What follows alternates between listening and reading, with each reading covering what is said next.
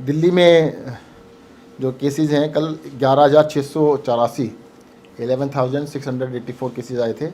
Positivity थी 22.5%, 22.5%, और 38 death थी। अभी जो बेड ऑक्यूपेंसी है 2730 बेड ऑक्यूपाइड हैं और लगभग 13,000 बेड अभी भी दिल्ली के अंदर कोविड के हमारे पास खाली हैं। और पॉजिटिविटी भी धीरे धीरे कम हो रही है, जो 30% चली गई थी अब वो 22.5% के आसपास आ गई है, और टोटल नंबर ऑफ़ केसेस भी दिल्ली में धीरे धीरे कम हो रहे हैं। जो पॉजिटिविटी रेट कम हुई है ये तो एक अच्छा साइन है।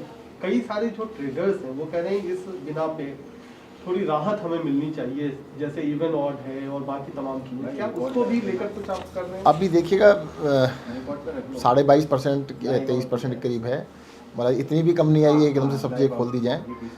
30% तक चली गई थी, अभी थोड़ा इंतजार करने की आवश्यकता है कि देखते हैं 3-4 दिन में क्या होता है। अच्छा, जो हॉस्पिटल बेड ऑक्यूपेंसी वो करीब 17% के आसपास है, जो कि बढ़ा है पिछले कुछ दिनों। डेथ भी थोड़ी चिंता की बात है, 38 डेथ की है। क्या इन सब को भी पैरामीटर्स को आप ध्यान में रख रहे हैं? हॉस्पिटल ऑक्यूपेंसी जो है हमने 15,600 बेड अभी तक रिलीज़ किए हुए हैं। बेड हमारे पास 37,000 हमने तैयार किए हुए हैं। रिलीज़ इसलिए नहीं कर रहे हैं क्योंकि हॉस्पिटल बेड सारे खाली पड़े हैं। 17% ऑक्यूपेंसी का मतलब 6 गुना बेड खाली पड़े हैं।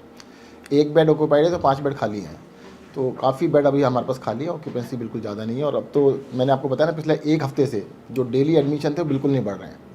पूरे 7 दिन से भी ज़्यादा हो गए, अब तो आज 8वां दिन है कि जो डेली एडमिशन थे वो रुक गए हैं। तो ये बिल्कुल क्लियर साइन है कि अब पॉजिटिविटी कम होगी।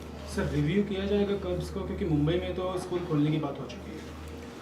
अभी 3-4 दिन तो देखते हैं। देखो रिवर्सल है, डाउन है, परंतु कंफर्म बिल्कुल अच्छी तरह से हो जाए ना कि देखो 30% का 22.5% आया है, तो अभी आधा तो हो कम से कम।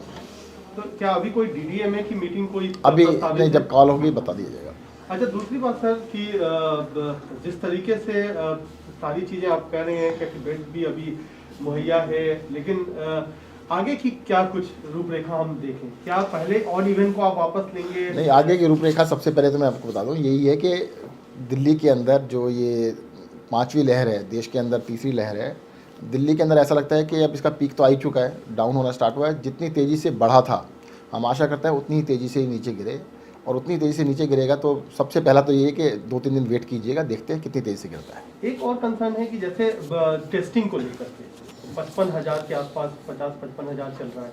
पहले आप चले गए थे करीब 1 लाख तक, वो एक कम क्यों हुआ है? और दूसरा जो कड़े नियम कर दिए हैं कि आप जब तक डॉक्टर का प्रिस्क्रिप्शन नहीं लाओगे, ओपीडी चल नहीं रही है कई सारे हॉस्पिटल में, कहाँ से लाएगा कोई? देखो पहली बात मैं बता दूँ, हमारे किसी भी टेस्टिंग सेंटर पे कोई भी आदमी टेस्ट कराने जाता है उसको मना नहीं किया जाता, सबका टेस्ट किया जाता है, पहली चीज़। दूसरी चीज़, नियम हमने कोई नहीं बदले हैं। केंद्र सरकार ने नियम को क्लैरिफाई किया है कि जिन लोगों को सिम्टम्स हैं उनका टेस्ट किया जाए, और जो हाई रिस्क है उनका टेस्ट किया जाए। साथ साथ उन्होंने कल क्लैरिफिकेशन ये भी दिया कि कम्युनिटी के अंदर भी कुछ जगह पर पॉकेट्स में जाके चेक करें, वो भी हम कर रहे हैं।